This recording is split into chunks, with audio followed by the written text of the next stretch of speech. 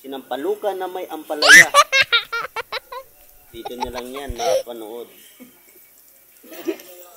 Sa ano yan? Sa tilapia yan. Ah, sa tilapia ba yun? Naligup ka raw ng sinampal na manok, makalimutan mo raw na may mga utang ka. Totoo ba yun, boss? Totoo yan. Pero anong sabi mo sa kalagayan natin dito sa Dubai?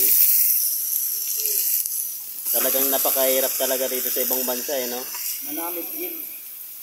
Dito sa ano, ganda sa. Kailangan natin magsikap para mabuhay.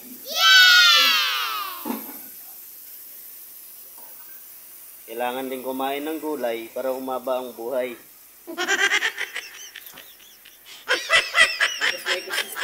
Mekus. Grabe talaga mga chef cook dito. Chef cook!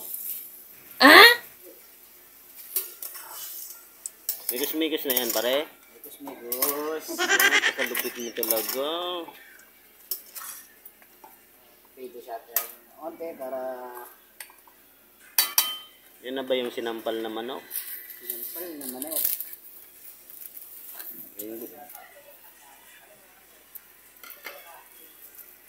Ano yan nilalagay mo, boss? Paminta lang, pamintang pino. Ayun o, napakasarap. Napakanamit, gid. Agoy, karasa. Yan, boss, ano yan? May magic sarap pala dito sa Dubai. May tindahan ni Mang Juan dyan eh, sa Dubai.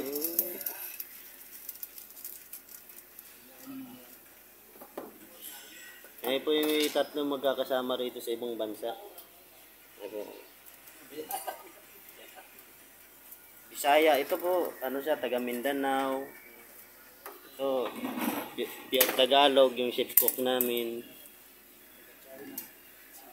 Ako, may laya akong ano, African hito.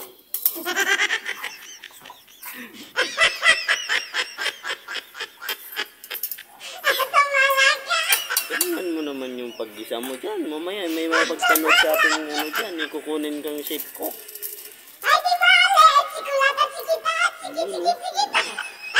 Yun ba yung tamang paglagay ng palasa?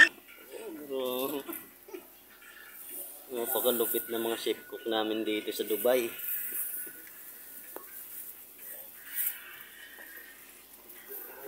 Okay, so tamang video lang tayo dyan. Nag-aabang tayo ng may higop na ano, sabaw. Kaya mang sarang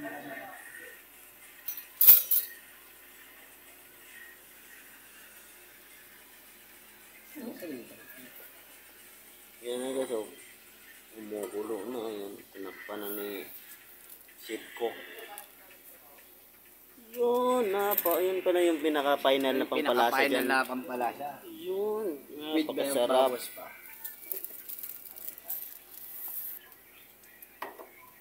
Tamang pagayat. Salita ka naman para marinig nila yung boses mo.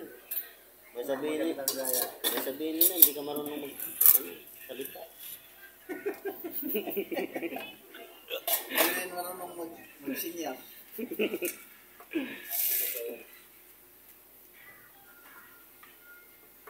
Agasa mo pa rin, di na.